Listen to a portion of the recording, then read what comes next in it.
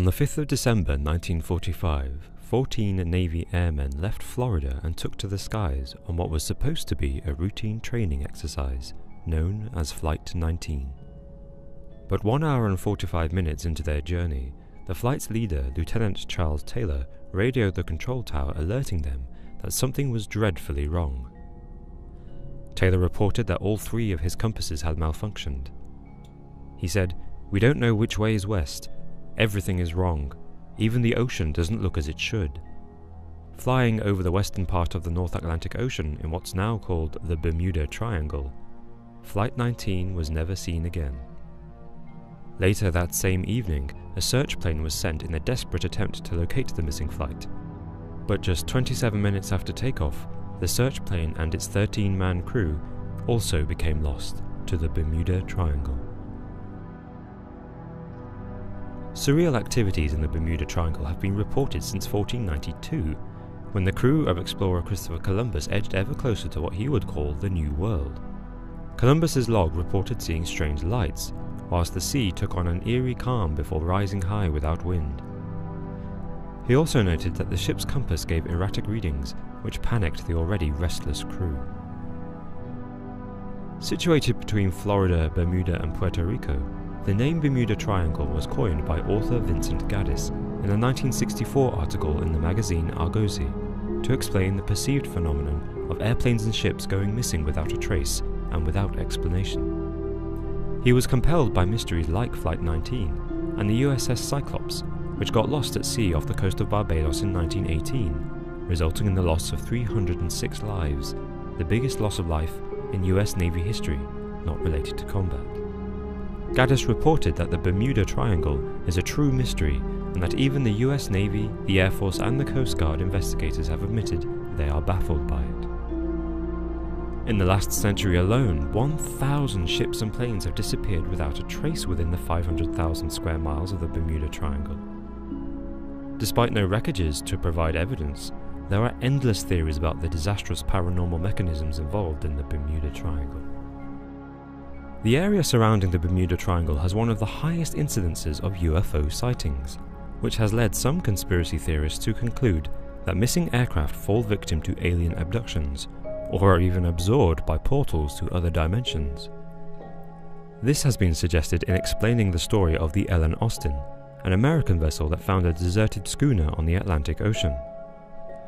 In order to capture the schooner for themselves, members of crew from the Ellen Austin agreed to man the ship back to shore, but during the journey the 2 ships separated, and when they reunited, the schooner was once again deserted, the crew having once again vanished without a trace.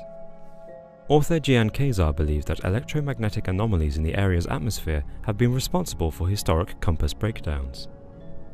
He describes the electronic fog as something that will seize the aircraft and travel with you. You are not flying into the fog, it is flying with you. Whilst some conspiracists look to the skies of the Bermuda Triangle for answers, others believe that the answers lie deep underwater. With the discovery in 1968 of the submerged rock formation known as the Bimini Road, after the island of Bimini, conspiracy theorists Paul Weinsweig and Pauline Zalitsky have come to believe that this formation is man-made and therefore evidence of the underwater city of Atlantis. It has been suggested that the planes and ships that have vanished in this area may have been affected by leftover technology from this empire, such as the ancient crystals thought to have powered the civilization. Despite the mysteries that surround the Bermuda Triangle, the US Coast Guard states that the majority of disappearances can be attributed to human error or the area's unique natural features, and no studies have found conclusive evidence for unusual magnetic anomalies in the area. To complicate the issue, the Gulf Stream essentially acts as a river within the Atlantic Ocean, flowing through the Straits of Florida and into the North Atlantic. Its powerful current is a possible explanation for why there are no debris from ship and plane wreckages, which may be swept away by the strong waters, erasing any evidence of disaster. The tropical weather system in the Caribbean Atlantic can be unpredictable, and the Bermuda Triangle happens to cover the same area as Hurricane Alley, an area of warm water and high humidity which is the source of devastating storms and hurricanes. Also located within the Bermuda Triangle is the Puerto Rico Trench, the deepest part of the Atlantic Ocean, where the seafloor is up to 28,373 feet deep, suggesting any aircraft or ship destroyed in the Bermuda Triangle would sink so far from the surface it would never be reached. Although the US government insists that the Bermuda Triangle doesn't exist, in 1964, the same year the term Bermuda Triangle was coined, the US government began construction of ORTEC, an underwater American base within the Bermuda Triangle, off the coast of the Bahamas. This base has further strengthened the suspicion that the area hosts mysterious properties. Since the 1960s, the US have used this base to conduct underwater tests, research and in-air tracking, raising questions about what exactly they are monitoring down there.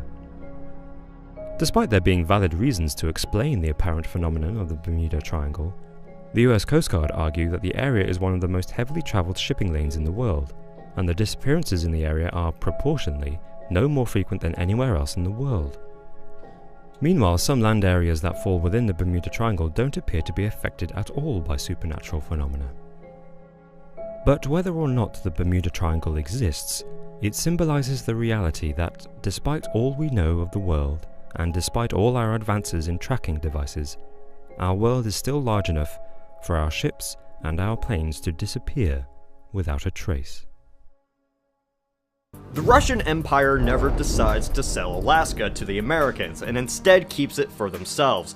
Eventually, after centuries, there is a mass migration of ethnic Russians into North America, and the culture of Alaska becomes extremely Russian.